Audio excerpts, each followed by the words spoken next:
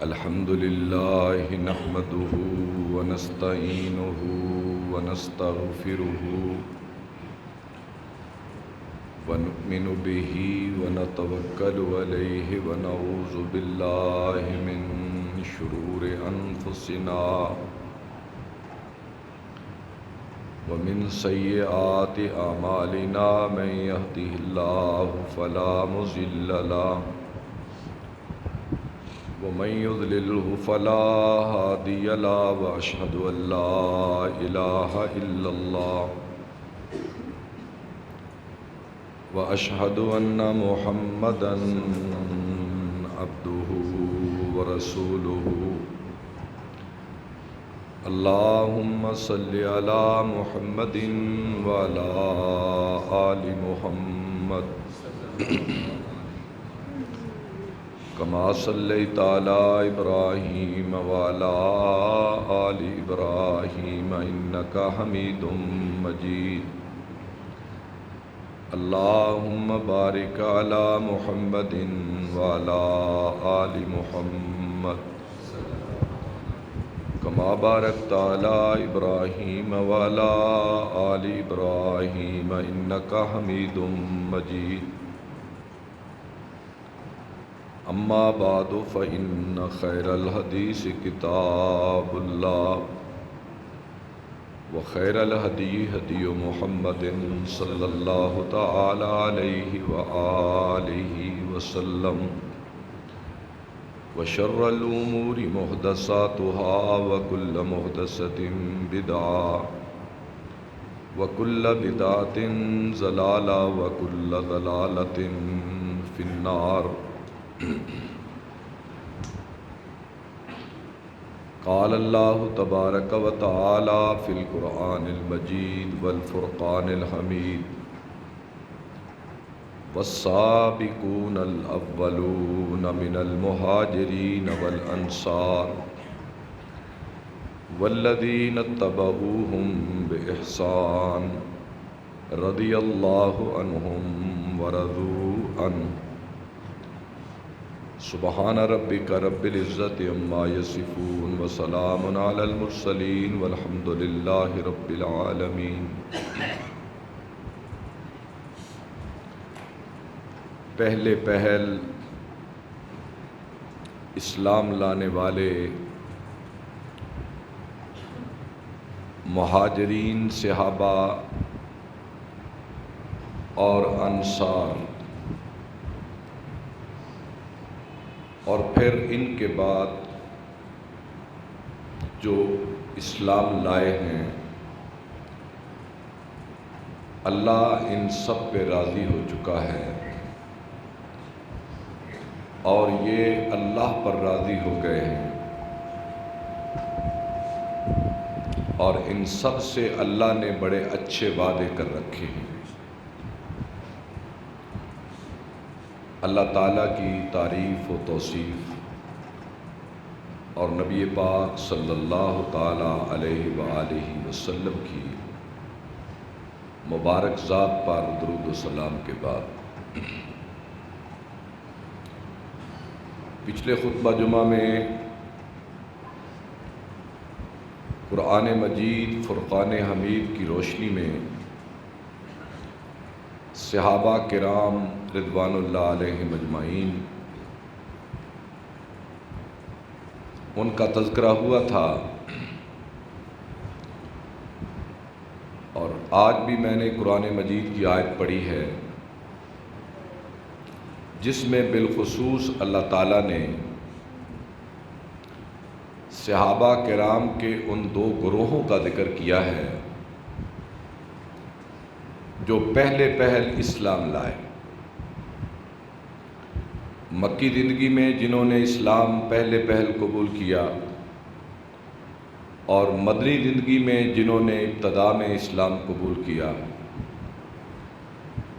ان کا بالخصوص تذکرہ کرنا اس بات کی روشن دلیل ہے کہ وہ لوگ جو حضور کے ساتھ مشکل وقت میں کھڑے ہوئے،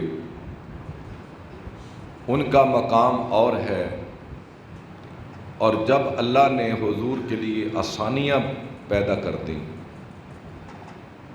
اس زمانے میں آنے والے لوگ ان کا مقام اور ہے۔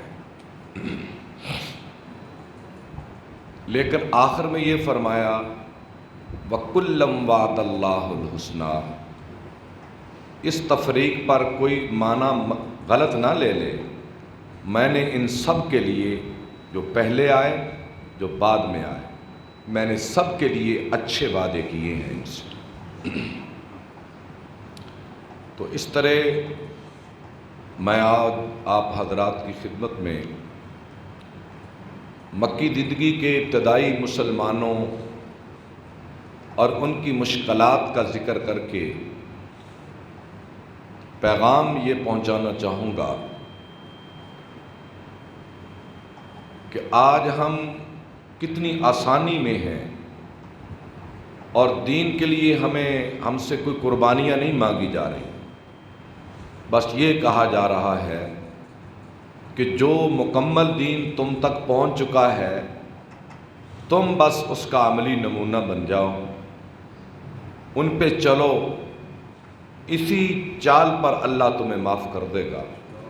لیکن ان لوگوں کو کبھی نہ بھولو جو اپنا خون جگر دے کر، اپنے وطن قربان کر کے، اپنے بیٹے قربان کر کے، اپنی بیویاں قربان کر کے، ہر چیز لوٹا کر تمہارے لیے آج دین کا یہ صحیح رخ اور اس کا صحیح چہرہ تمہارے تک پہنچا چکے ہیں۔ اور اس لیے آقا انعامدار علیہ الصلاۃ والسلام نے فرمایا،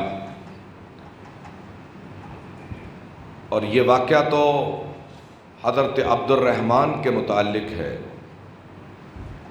عبد الرحمن بن عوف، یہ مکے میں ابتدائی مسلمانوں میں،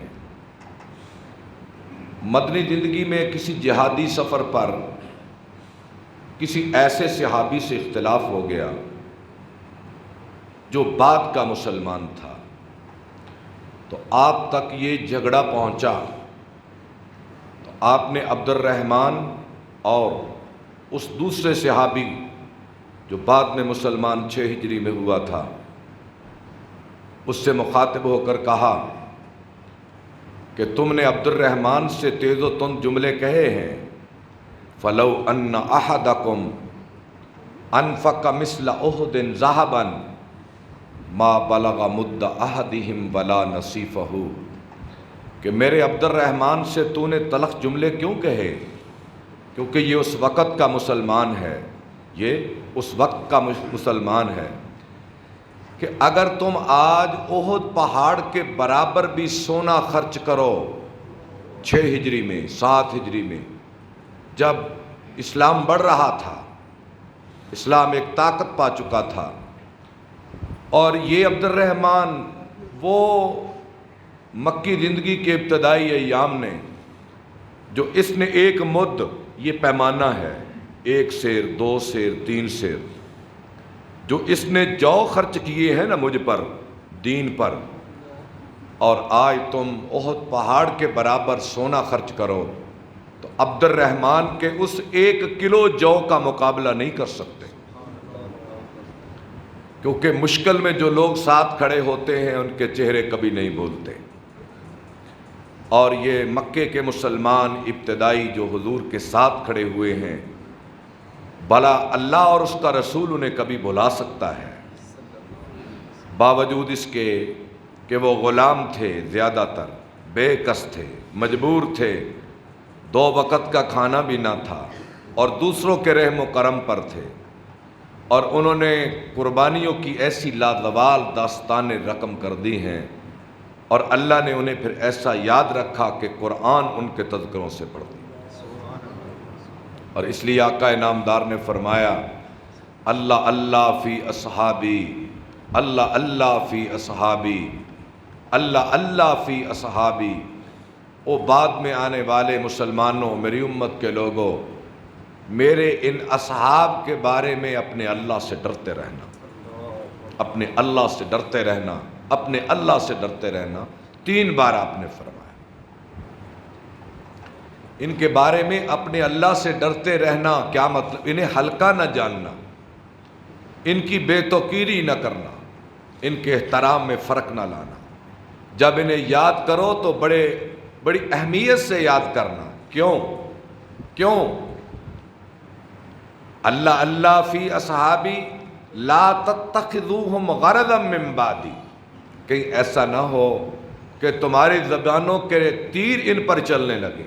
غرض عربی میں تیر کو کہتے ہیں۔ لا تتخذوہم غرضا من بعدی، یہ ترجمہ کر لو، تم ان کے کیڑے نہ نکالنا، ان کے عیب نہ بیان کرنا، ان کی کمزوریوں پہ نظر نہ رکھنا، بلکہ ان کی خوبیاں بیان کرنا، ان کی خدمات بیان کرنا، ان کی کوشش کو بیان کرنا، ان کے جہاد کو بیان کرنا، ان کی ہجرتوں کو بیان کرنا، ان کی سخاوتوں کو بیان کرنا، ان کے ایثار و قربانی کو بیان کرنا، ان کے ایمان و تقوی کے ذکر کرنا، ان کے رکوع و سجود کو بیان کرنا، ان کی فیاضی کا بیان کرنا۔ یہ لا تتخذوہم غرضا من بعدی فمن احبہم فبحبی احبہم، جو ان سے محبت کرے گا گویا وہ محمد سے محبت کرتا ہے۔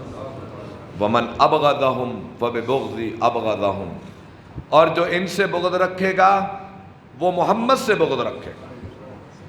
ومن ابغضنی، اور جس نے مجھ سے بغض رکھا، ومن ابغضنی فقد ابغض اللہ، اور جس نے میں محمد سے بغض رکھا، دشمنی رکھی، گویا اس نے خدا سے دشمنی رکھی، اور جس نے خدا سے دشمنی رکھی اللہ اسے بہت جلد پکڑ لے گا۔ یہ حدیث ہے، اس حدیث کی تفسیر کی ضرورت نہیں ہے، ان کے الفاظ ہی اتنے حسین ہیں، ان کا ترجمہ ہی اتنا اعلیٰ ہے۔ تو اس لیے میرے بھائیوں، یہ اللہ کے نبی کس لیے کہہ رہے ہیں؟ اس لیے کہہ رہے ہیں وہ نبی سے کچھ لے کر نہیں گئے، وہ نبی کو دے کر گئے۔ انہوں نے جو اللہ رسول نے وعدے کیے تھے بس وہ مانگے۔ وعدے کیا تھے؟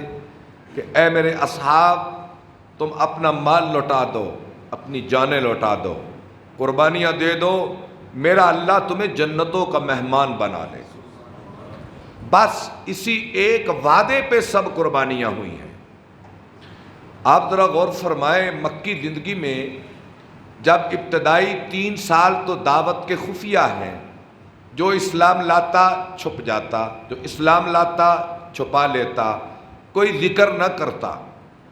پھر اس سے آگے 4 نبوت کا سال، 5 6 7 8 9 10 11 12 13،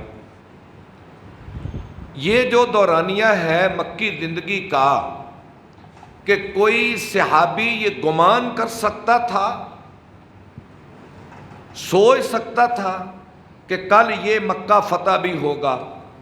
کوئی سوچ سکتا تھا کہ روم اور ایران کی طاقتیں ٹوٹ جائیں گی؟ کوئی سوچ سکتا تھا؟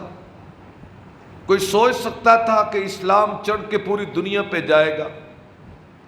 بلکہ مدینے کے منافق تو یہ مذاق کرتے تھے مسلمانوں کو کہ یہ 2 کلو کھجور اور اس کی گٹھلیوں سے روم فتح کرنے نکلے ہیں، انہیں چاہیے اپنی عقل کا علاج کروائیں۔ اور جب خندق کے اندر ایک پتھر نہ ٹوٹ رہا تھا تو 1 ماہ کے لگ بھگ محاصرہ ہو گیا، صحابہ نے پیٹوں پہ پتھر باندھے ہوئے ہیں اور چند کھجوریں پیش کی جاتی ہیں، جابر کے گھر میں تھوڑا سا کھانا ہوتا ہے، اور مسلمانوں کے جسم ننگے ہیں، جسم سے مراد تہبند باندھے ہوئے، اور تمام صحابہ کے پیٹوں پہ کرتے بھی نہیں تھے، قمیصیں بھی نہیں تھی۔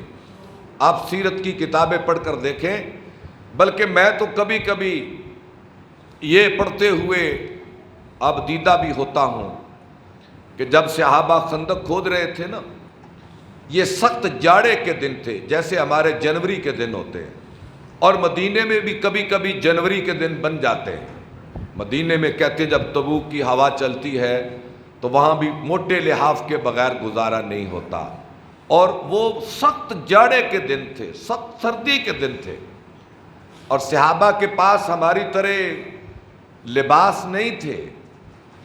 اور ایک صحابی خود بیان کرتا ہے کہ ہمارے پاس کدالیں بھی نہیں تھی پوری جن سے ہم خندق کو کھودتے، اور اتنے برتن بھی نہیں تھے جس میں مٹی ڈال کر باہر نکالتے.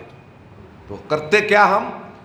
ایک صحابی یوں اپنی پشت کو لمبا کرتا، اپنی کمر کو اس طرح پھیلا دیتا جیسے آپ رکوع کی حالت میں ہوتے ہیں. رکوع کی حالت میں ہوتے ہیں نا. ایک صحابی رکوع کی حالت میں یوں خندق کے اندر جھک جاتا اور دوسرا صحابی کدال سے اس کی کمر پہ مٹی رکھ دیتا، مٹی بھر دیتا. وہ اسی طرح جھکا جھکا خندق سے باہر آ کر مٹی کو پھینک دیتا. اور یہ سخت سردیوں کے دن تھے. صحابہ کی کمریں ننگی تھیں، پیٹ ننگے تھے. کچھ کے پاس تو لباس ہوگا لیکن کچھ کی کمریں ننگی بھی تھیں. اور اس حال میں صحابہ کا ایمان دیکھیں، اللہ کے وعدوں پر یقین دیکھیں. شعر کیا پڑھ رہے تھے؟ نحن الذین بایعوا محمدا علی الجہاد ما بقینا ابدا فلولا اللہ مہتدینا ولا تصدقنا ولا صلینا. کہ ہم وہ لوگ ہیں جس نے نبی کے ہاتھ پہ مرنے کی بیعت کر لی ہے. ما بقینا ابدا، جب تک جان میں جان ہے. اے اللہ کے نبی، اگر آپ نہ آتے تو ہمیں ہدایت نہ ملتی، نہ روزے رکھتے، نہ نمازیں پڑھتے، نہ اللہ کو یاد کرتے. وثبت الاقدام الا کینا، یا اللہ کل دشمن سے اگر واسطہ پڑے تو ہمارے قدموں کو ثابت رکھنا. یہ کہہ رہے ہیں اور خندق کھود رہے ہیں. اور حضور آگے سے جواب دیتے ہیں، حضور آگے سے جواب دیتے ہیں. آپ فرماتے ہیں اللہم بارک فی الانصار والمہاجرہ، اللہم بارک فی الانصار والمہاجرہ. یا اللہ میرے مہاجروں اور انصار کو اور ان کی اولادوں کو برکتوں سے نواز دے. اچھا، تو ایک پتھر توڑنے کا وقت ٹوٹ نہیں رہا، صحابہ سے مار رہے ہیں، ٹوٹ نہیں رہا. حضور آئے، یا رسول اللہ پتھر نہیں ٹوٹ رہا. آپ نے کدال پکڑی یا کوئی چیز پکڑی لوہے کی، آپ نے اس پتھر پہ ماری، چنگاری نکلی. آپ نے فرمایا صحابہ مبارک ہو، اللہ نے تمہارے لیے یمن کے پھاٹک کھول دیے. پھر آپ نے ایک کدال ماری، چنگاری نکلی. آپ نے فرمایا صحابہ اللہ نے تمہارے لیے روم کو فتح کر دیا. پھر ایک ضرب لگائی تو آپ نے فرمایا صحابہ مبارک ہو، اللہ نے ایران کو تمہارے زیر نگین کر دیا. اچھا بھائی، اب یہ اس وقت جو منافق دیکھتے ہوں گے یا جو لوگ ظاہری نگاہوں سے دیکھتے ہوں گے، جن کے دلوں میں ایمان کا نور نہ ہوگا، وہ مذاق تو کرتے ہوں گے کہ 2 وقت کا کھانا تو میسر نہیں. جابر کے گھر میں تھوڑے سے کھانے پہ 1000 کھا کے آیا ہے. نعمان بن بشیر کی بھانجی چند کھجورے لے کر پورے لشکر کو کھلا کر گئی ہے. پیٹوں پہ پتھر باندھ کر بھوک کی شکایتیں کرتے ہیں. سامان لڑائی بھی پورا نہیں ہے اور یہ روم اور ایران اور یمن کی فتح کی باتیں کرتے. کیسے لوگ ہیں؟ لیکن ان لوگوں نے جب حضور کے یہ جملے سنے تو ان کے چہرے چمک اٹھے. انہیں حضور کی بات پہ اتنا یقین تھا. تو بات پیچھے، پھر ہم پیچھے چلے جاتے ہیں کہ ابتدائی دنوں میں کیا کوئی گمان کر سکتا تھا کہ اسلام پر یہ وقت آنے والا ہے؟ یہ غیب دان تو صحابہ نہیں تھے، لیکن جو اس قافلے کے مسافر بنے ہیں، جس میر کارواں کا کام محمد عربی کر رہے تھے، اس کے یہ ساتھی بنے ہیں. ان حالات کو ذرا پڑھ کر تو دیکھو، ان حالات کی طرف لوٹ کر تو آؤ کہ میں صرف آپ کے لیے ایک صحابی کا نام چنا ہے، ورنہ اس گلشن میں تو اتنے پھول ہیں کہ میں گنوں اور چنوں تو چن نہیں سکتا. یہاں ابتدا میں آپ اندازہ کریں یہ بڑے لوگ تھے. حضرت عثمان، عبد الرحمن ابن عوف، زبیر ابن عوام، سعد ابن ابی وقاص، یہ قریشی ہیں، لیکن ان کے رشتہ دار بھی انہیں مارتے تھے.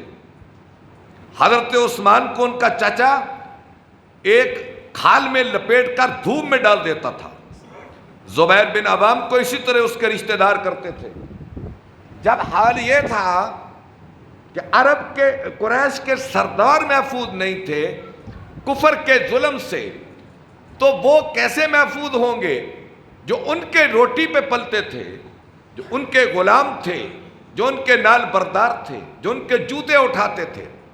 ان میں کن کے نام ہیں؟ ان میں یہ عمار ہیں، یہ یاسر ہیں، یہ بلال ہیں، یہ خباب ہیں، یہ خبیب ہیں، یہ صہیب رومی ہیں، یہ مردوں میں، اور یہ لونڈیاں سمیہ ہے، زنیرہ ہے، نہدیہ ہے، حضرت لبینہ، میں نے ان کے نام پڑھے۔ ان لونڈیوں کا اور ان بیچارے غلاموں کا کیا حال ہوگا ان کے ہاتھوں سے؟ ایک ایک کی تاریخ پڑھے تو اللہ رب الجلال کی قسم رونگٹے کھڑے ہو جاتے ہیں۔ میں نے صرف آپ کے لیے حضرت عمار آل یاسر کا انتخاب کیا ہے۔ حضرت یاسر رضی اللہ تعالیٰ عنہ، یہ بڑی دراز عمر تھی ان کی، 70 سال 80 سال کے لگ بھگ ان کی عمر تھی، بوڑھے آدمی تھے۔ ان کا واقعہ ذرا سنیں۔ میں تو یہاں واقعہ پڑھتے پڑھتے اس بات کی طرف میری توجہ آ گئی کہ جب آدمی کا بخت بیدار ہوتا ہے، جب نصیب چمکنے پہ آتا ہے، تو اللہ غیب کے خزانوں سے ہوادیں چلا دیتا ہے۔ سلمان فارسی کی قسمت سنی آپ نے؟ کہاں چلا ایران سے، عیسائی ہو گئے، مدینے میں آ کر پھر راہبوں کے پاس، پھر تلاش کرتے کرتے حضور کی آمد مدینے میں آ گئے، اور مدینے میں حضور بھی آ گئے، کلمہ پڑھا، اور کہاں تک اللہ انہیں لے گیا۔ یہ قسمت کی بات ہے نا۔ اگر اللہ نہ چاہے تو ابو جہل کا بخت کتنا برا گھر میں ہو گیا، ابو لہب کا بخت کیسے ہو گیا، عتبہ ربیعہ شیبہ کے بخت کیسے ہار گئے۔ اللہ نے چاہا تو سلمان کو ایران سے مدینے میں لے آیا۔ اس لیے اللہ سے بخت مانگنے چاہیے، یا اللہ میرا نصیب اچھا کر دے، میرا بخت اچھا کر دے۔ وَقِنَا شَرَّ مَا قَضَيْتَ، اللہ میری تقدیر میں جو شر ہے مجھے اس سے بچا کر میری تقدیر کو خیر سے بھر دے۔ تو اللہ سے دعا کرنی چاہیے۔ حضرت یاسر کا ایک بھائی گم ہو گیا، یہ یمن کے رہنے والے تھے، یاسر یمن کے رہنے والے تھے، ان کا ایک بھائی گم ہو گیا۔ اور گم کیسے ہوتے تھے؟ آپ نے حضرت زید بن حارثہ کا واقعہ سنا ہے کہ وہ اپنی ماں کے ساتھ جا رہے تھے، راستے میں کسی قافلے نے شب خون مارا، انہیں پکڑ کر اغوا کر لیا، پھر منڈی میں بیچا، غلام بن گئے۔ یہ عرب کا ماحول تھا، اور کیسا بدترین ماحول تھا کہ جہاں بردہ فروش تھے، اغوا کار تھے، بچوں کو چھین لیتے، منڈیوں میں بیچ دیتے، منڈیوں میں انسان بکتے۔ یہ حال عرب کا تھا۔ یمن میں حضرت یاسر کا ایک بھائی کسی نے اغوا کر لیا، اور یہ 3 بھائی یمن سے چلے اور اپنے بھائی کو تلاش کرتے کرتے وسطی عرب کی خاک چھان ماری۔ یمن سے نکلے، آج کا سعودی عرب، اس میں داخل ہوئے، پھرتے پھرتے جہاں انسانوں کی منڈیاں لگتی تھی، ہر منڈی میں پہنچے، لیکن کہیں بھائی نظر نہیں آیا۔ اور مکے میں بھی انسانوں کی منڈی لگا کرتی تھی، اوقاز کے اندر ایک منڈی لگتی سالانہ، جہاں انسان بکتے، غلام بکتے، بچے بکتے، جوان بکتے۔ تلاش کرتے کرتے یہ مکے میں پہنچے، کیا دیکھا کہ اس سالانہ منڈی میں ان کا بھائی انہیں نظر نہ آیا۔ اب واپسی کا وقت آیا تو یاسر کہنے لگے اپنے بھائیوں سے، تم چلے جاؤ یمن میں واپس، میں یہی رہتا ہوں کہ اگر اگلے سال یا پھر کبھی منڈی لگی تو شاید میرا بھائی نظر آ جائے، میرا جی نہیں چاہتا مکے سے جانے، آپ چلے جائیں۔ تو حضرت یاسر اس طرح مکے میں ٹھہر گئے، اور یہ حضور کے بعثت سے 45 سال قبل کی بات ہے۔ 45 سال حضور کی بعثت سے پہلے کا واقعہ ہے۔ حضرت یاسر مکے میں ٹھہر گئے۔ اب دیکھیں، قسمت بدلنے والی تھی نا، اتفاق ہو گیا، اللہ نے جس کو چننا تھا، 2 بھائی واپس چلے گئے، یہ ٹھہر گئے۔ حضور کی بعثت سے پہلے یاسر رہے، اور ایک مخزوم جو قریش کی ایک شاخ جس میں ابو جہل ہے، یہ مخزومی تھا۔ مخزوم کی شاخ میں ایک ابو حذیفہ بن مغیرہ نامی شخص تھا، اس کے حلیف ہو گئے، حضرت یاسر اس کے حلیف ہو گئے۔ تو ابو حذیفہ کی ایک لونڈی تھی جس کا نام حضرت سمیہ تھا. تو ابو حذیفہ بن مغیرہ نے اپنی لونڈی سمیہ کا نکاح اپنے حلیف یاسر سے کر دیا. اور پھر ان کے ہاں 2 بیٹے پیدا ہوئے، ایک کا نام عمار اور ایک کا نام یاسر. جب 2 بیٹے پیدا ہوئے تو ابو حذیفہ نے حضرت سمیہ کو آزاد کر دیا. اب تم لونڈی نہیں، ایک آزاد عورت کی حیثیت سے زندگی گزار. 2 بیٹے حضرت سمیہ کے اور ان کا شوہر یاسر، یہ 4 فرد بن گئے ایک گھر کے. اور ادھر سے اللہ کے نبی حضرت محمد صلی اللہ علیہ وسلم کی بعثت مبارک ہو. اور آپ جس چہرے کو روشن دیکھتے، جس چہرے میں نور دیکھتے، آپ کی نگاہ بھی نگاہ نبوت تھی. آپ جس چہرے کے اندر ایمان کی نشانی دیکھتے، آپ اس سے بات کرتے. آپ نے ابو بکر سے بات کی ہے سب سے پہلے مردوں میں، اور انہوں نے کوئی دلیل نہیں مانگی. حضرت خدیجہ سے کی ہے، کوئی دلیل نہیں مانگی. زید بن حارثہ سے کی ہے، کوئی دلیل نہیں مانگی. حضرت علی سے کی ہے، کوئی دلیل نہیں مانگی. عبد الرحمن بن عوف سے کی ہے، کوئی دلیل. یہ بغیر دلیل مانگنے کے مسلمان ہوتے گئے. تو آپ نے ایک روز حضرت یاسر اور عمار سے بات کی، ادھر بات کی اور ادھر مسلمان ہو گئے. اور اصحابہ والے نے لکھا ہے کہ یا یہ 7ویں مسلمان ہے یا 30ویں مسلمان ہے، یعنی 6 ان سے پہلے یہ 7ویں ہیں، یا 29 ان سے پہلے یہ 30ویں ہیں. سابقون الاولون میں سے ہیں. اور یہ مسلمان ہوئے یاسر اور عمار. باپ اور بیٹا گھر گئے، بات اپنی بیوی سے حضرت یاسر نے کی تو حضرت سمیہ بھی مسلمان ہو گئی. اور دوسرا بھائی عبداللہ عمار کا، وہ بھی مسلمان.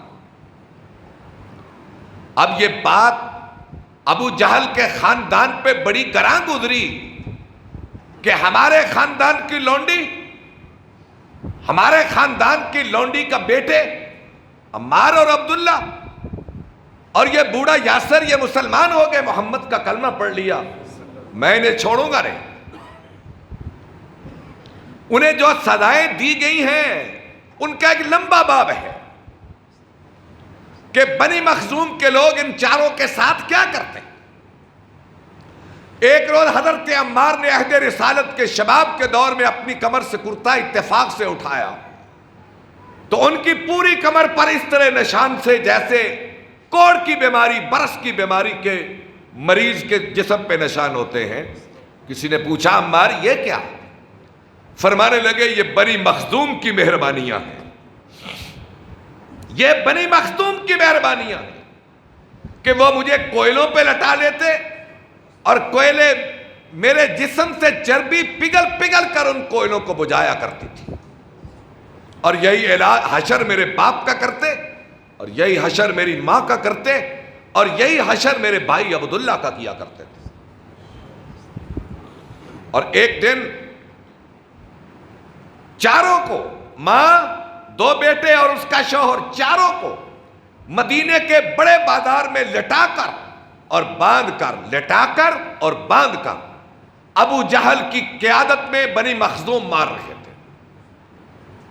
ان کو مار رہے تھے کہ ادھر سے اللہ کے نبی کا گزر ہوا صلی اللہ علیہ وسلم. آپ گزرے، آپ چھڑا نہیں سکتے تھے. آپ نے ایک قیمتی جملہ ان کے حق میں فرمایا. آپ نے فرمایا اسبروا یا آل یاسر، اسبروا یا آل یاسر فإن موعدکم الجنہ. اے آل یاسر صبر کرو، خدا نے تمہارے ٹھکانے جنت میں بنا دی. اور جب حضرت سمیہ گھر گئیں تو پیچھے یہ ظالم بھاگا ابو جہل اور جا کر برچھی ماری اور موقع پہ شہید کر دیا. یہ پہلا لہو ہے اسلام کے لیے جو بہا، وہ ایک عورت کا ہے، ایک لونڈی کا ہے، جن کا نام نامی اسم گرامی حضرت سمیہ رضی اللہ تعالی عنہ. اس بات پر حضرت عمار بڑے افسردہ اور رنجیدہ ہوئے۔ یقیناً جس کی ماں کو اس بے دردی کے ساتھ سرے بازار مار دیا جائے، آپ اس کے دل کا حال دیکھ سکتے ہیں۔ روتے روتے حضور کے پاس آئے حضرت عمار، یا رسول اللہ میری ماں کو انہوں نے قتل کر دیا ہے، ابو جہل نے میری ماں کو قتل کر دیا۔ تو آپ نے ایک دعا دی، آپ نے فرمایا اے عمار، اللہ علیہ یاسر کو جہنم کی آگ سے بچائے، اور یقیناً اللہ نے بچا لیا۔ وقت گزرتا گیا، بدر کا دن آ گیا، بدر کا دن آ گیا۔ ابو جہل کے قتل کی خبر حضور تک پہنچی۔ آپ نے عمار کا ہاتھ پکڑا، کہا عمار میرے ساتھ چلے آؤ۔ ابو جہل کی لاش پہ کھڑے ہو کر آپ نے فرمایا عمار یہ دیکھو تیری ماں کے قاتل کا فیصلہ تیرے خدا نے کر دیا، تیری ماں کے قاتل کا فیصلہ تیرے خدا نے کر دیا۔ اور پھر اللہ نے نوازا کیسے، ان قربانیوں پہ کیسے نوازا۔ ایک روز آقا انعامدار علیہ السلام فرمانے لگے کہ جنت مومن، ہر مومن جنت کا مشتاق ہے، چاہتا ہے نا، میں بھی چاہتا ہوں، آپ بھی چاہتے ہیں، پوری امت چاہتی ہے کہ میں جنت میں چلا جاؤں، یہ جنت کا اشتیاق ہے۔ آپ نے فرمایا لیکن جنت 4 آدمیوں کا انتظار کر رہی ہے، اور جنت مشتاق ہے 4 آدمیوں کی۔ الہی اللہ کی بارگاہ میں وہ رو رو کے دعائیں مانگتی ہے اپنے حال میں کہ الہی یہ 4 آدمی میرے مہمان کب بنیں گے۔ آپ نے 4 صحابہ کا نام لیا، سب سے پہلے آپ نے نام حضرت عمار کا لیا، فرمایا عمار و سلمان و علی و مقداد۔ حضرت مقداد، علی ابن ابی طالب، سلمان فارسی اور حضرت عمار، یہ 4 آدمیوں کا انتظار خدا کی جنت کر رہی ہے۔ 4 آدمیوں کا ذکر۔ اب آئیے ایک جنگ پر حضرت خالد ابن ولید اور حضرت عمار گئے، وہاں ان کا اختلاف ہو گیا کسی بات پر، واپس حضور کی بارگاہ میں پہنچے۔ حضرت خالد کو بڑا غصہ آیا کہ میں قریشی اور یہ ہمارا کل کا غلام یہ میرے آگے کھڑے ہو کے باتیں کرتا ہے۔ حضور کی بارگاہ میں پہنچے، خالد نے اپنی بات کی، حضرت عمار نے اپنی بات کی، اور پورے روب سے کی حضرت عمار نے حضرت خالد ابن ولید کے سامنے۔ خالد کہنے لگے یا رسول اللہ صلی اللہ علیہ وسلم، یہ ہمارا غلام، اس کی یہ جرأت، اس طرح مجھ سے مخاطب ہو۔ آپ نے فرمایا خالد رک جاؤ، خالد رک جاؤ، جو شخص اس سے بغض رکھے گا میرا خدا اس سے بغض رکھے گا، جو اس کی توہین کرے گا میرا خدا اس کو ذلیل کر دے گا، جو اس سے بغض رکھے گا میرا خدا اس سے بغض رکھے گا۔ آپ کا رخ انور غصے سے سرخ ہو گیا۔ آپ نے جب یہ بات کہی تو حضرت عمار مجلس سے اٹھ کے چلے، اور خالد ابن ولید ان کے پیچھے بھاگے اور جا کر کپڑے سے پکڑ کر معافی مانگنے لگے۔ اور الاستیاب کی روایت ہے، حضرت خالد ابن ولید کہتے ہیں میری زندگی کا سب سے مشکل یہ دن تھا جب عمار بن یاسر مجھ سے ناراض ہوا، اور پھر میں دوڑتا بارگاہ نبوت میں آیا۔ خالد ابن ولید کہتے ہیں میں دوڑتا دوڑتا بارگاہ نبوت میں آیا، اور میں نے کہا یا رسول اللہ عمار کے بارے میں جو مجھ سے سخت الفاظ نکل گئے، اللہ سے دعا کرو خدا خالد کو معاف کر دے۔ بارگاہ نبوت میں یہ شان تھی ان کی، یہ عزت تھی، یہ ان کا احترام تھا۔ یہ خلافت فاروقی کا زمانہ ہے، حضرت عمر بن خطاب کا زمانہ ہے۔ آپ عدالت لگائے بیٹھے ہیں، باہر ابو سفیان آیا سرداران قریش کو لے کر، اس نے اجازت مانگی، حضرت عمر خاموش ہو گئے، اجازت نہیں ملی۔ پھر آ کر کسی نے بتایا یا حضرت باہر عمار کھڑے ہیں. آپ نے فرمایا جلدی لاؤ، جلدی لاؤ عمار کو. ان کی بات سنی اور ابو سفیان یہ منظر دیکھتا رہا کہ ہم نے پیغام بھیجا، جواب نہیں ملا، اور یہ غلام اتنی تیزی سے اندر چلا گیا. ابو سفیان نے جا کر یہ شکوہ کیا حضرت عمر سے کہ اے عمر، سرداران قریش کھڑے تھے، آپ نے ان کا لحاظ نہیں کیا. ایک غلام آیا تو آپ نے فوراً بلا لیا. آپ نے فرمایا میرا گناہ کیا ہے؟ میرا گناہ اس میں کیا ہے؟ اسلام کی آواز تو سب کے لیے لگی تھی. مکے میں اسلام کی آواز سب کے لیے لگی تھی، لیکن انہوں نے قبول کرنے میں سبقت کی. تو اب میں کیا کرتا؟ میں نے بھی تو انہیں سبقت سے اندر لانا تھا. کیا جواب تھا؟ آنکھیں جھک گئیں. انہوں نے اسلام کی آواز کو سب سے پہلے سنا، اور سب سے پہلے آواز سننے والے کو میں بھی تو سب سے پہلے بلانا تھا. اور اسی طرح یہ چلتے رہے. حضرت عمر نے پھر انہیں کوفے کا گورنر بنایا، اور پھر وہاں سے واپس لوٹے. 27 سال کی عمر تھی ان کی جب یہ مسلمان ہوئے، اور 100 سال کی عمر میں انہوں نے شہادت پائی جنگ صفین کے اندر. اور آقا انعامدار نے ایک روز فرمایا تھا اے عمار، تجھے ایک باغی گروہ قتل کر دے گا، ایک باغی گروہ قتل کر دے گا. اور آقا انعامدار فرمایا کرتے تھے اے عمار، خدا نے ایمان تیری رگوں پے میں چلا دیا ہے، خدا نے ایمان کو تیرے انگ انگ میں بھر دیا. یہ حدیث ہے چھوٹی چھوٹی. اے عمار، اللہ نے تیری ہڈیوں کے اندر بھی دین کو داخل کر دیا ہے، تیرا اوڑھنا بچھونا دین بن چکا. آخری بات کہہ رہا کہ ختم کرتا ہوں.